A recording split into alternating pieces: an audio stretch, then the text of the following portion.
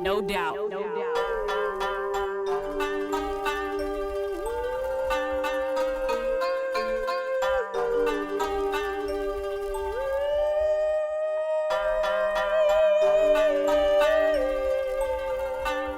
I hear destiny calling me.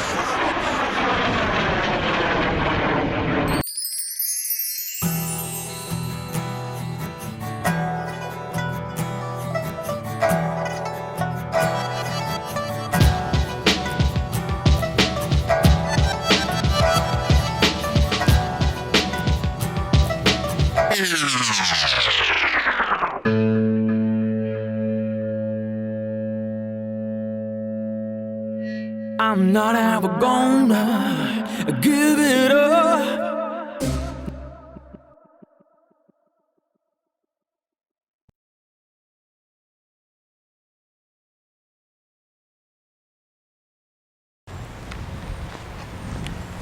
The wind is blowing and it's going to block my speaking.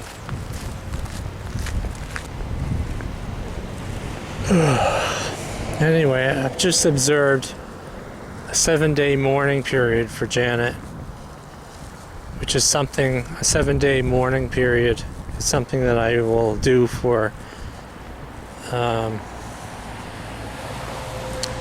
person who has lost their life,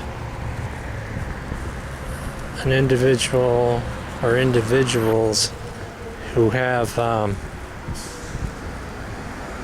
special significance, or they're notable in some way or some character. People that I've met along the road of life.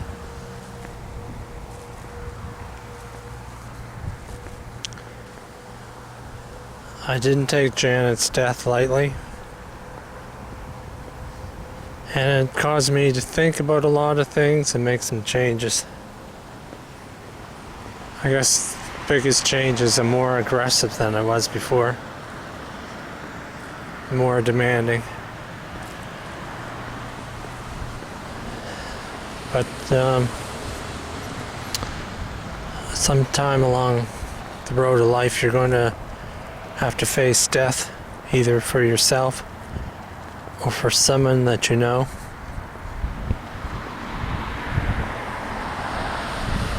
And if somebody that you care about has died and you feel that you get the impression that this is unreal, that their death, their sudden death or their long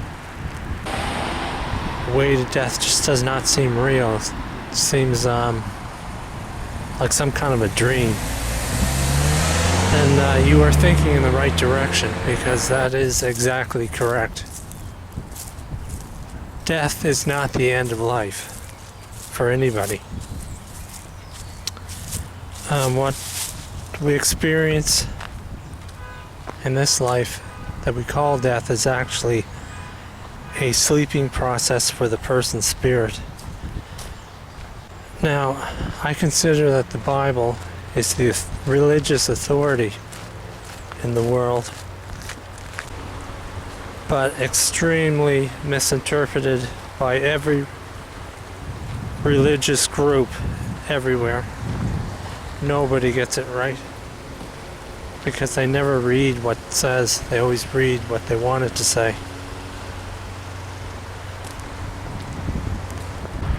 And the reason why I feel that the Bible is the authority is because it completely and constantly and utterly is in agreement with scientific fact, scientific research, and scientific study. And if you want to, if you need proof of that, which you should seek proof for, just don't take my word for it. I did a few videos so far on this subject. The Bible is in complete agreement with science, including evolution. And I just follow the blog that's located on the Canada Info channel. you'll see a blog spot or a blog button or address. You go to that address and you'll read why I say that the Bible is in complete compliance with scientific study. All the evidence is there. So I'm not going to get into it for this video.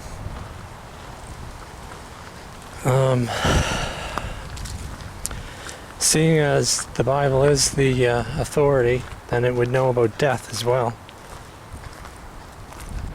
One of the big mistakes religious people make is they think the people, when they die, you're either going to heaven or you're going to hell, which does not happen.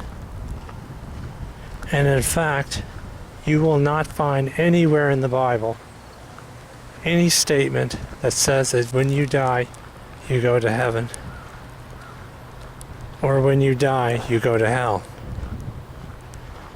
Now, to start with the hell part, at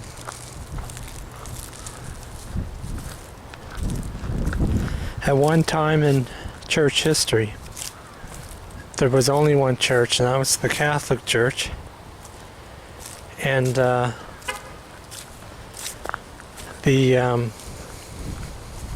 priests and cardinals and whatnot needed cash flow. They needed to get the people to offer up money in sums of cash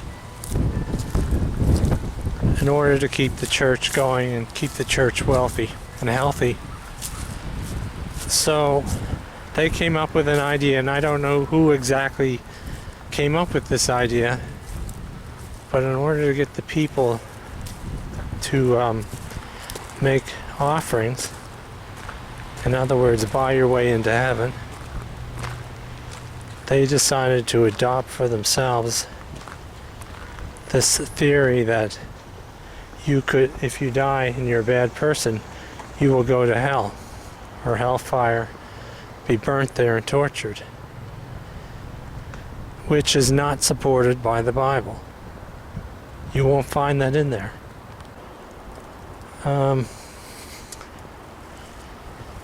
The book they referred to support this going to hellfire is a book that came out called Dante's Inferno. And I can't remember who the author was just at the moment, but he was an ancient writer.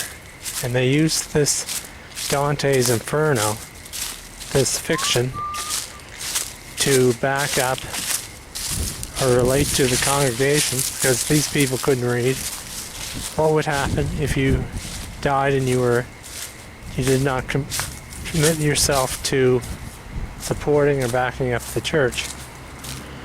And because of this, the church wealth grew tremendously. Now, the passages that Christian ministries use to support going to hell and hellfire is found in the book of Revelation, where the beast, false prophet, and the devil are thrown into hellfire. And then it says, these two are burnt up, but the devil apparently is tortured forever and ever, which is wrong. It's referring to the fact that when the Satan, that's just a designated name, there's multiple Satans. When the Satan is thrown into the hellfire to be tormented forever, it means that all his plans and everything he organized is gone. And forever means he's dead. He's never, and dead is permanent. It's forever and ever. There is no more resurrection for the devil. That's what it's referring to. It is not referring to him being alive and tortured by God forever. It's referring to the fact that he's dead forever and ever. Now, the only scripture that Christian ministry can use to back up the fact that you go to heaven when you die is when Jesus related a story, a fictitious story, about Lazarus and the rich man, where Lazarus was in heaven enjoying a good life after having a really bad life on earth. And this was in fact just a story. It was meant to be a story, a fable, because as Christ pointed out several times, I speak in parables so that the people will not know what I'm talking about. It's not for them to know. It's like the prophecies of the Bible. You have these symbols of beasts and time periods and numbers, none of which have really any meaning at all other than to confuse people who aren't allowed to know what the Bible actually says. When God says He created the earth and all the planets and everything in 7 days, He actually didn't. That number is in there to confuse those He wants to confuse. And those who actually know what's going on understand that. Numbers are just symbols. And the story of Lazarus and the rich man is just what it is. It's a parable. It's a symbol. It is a fable. It is a story. And Christ says it's a story.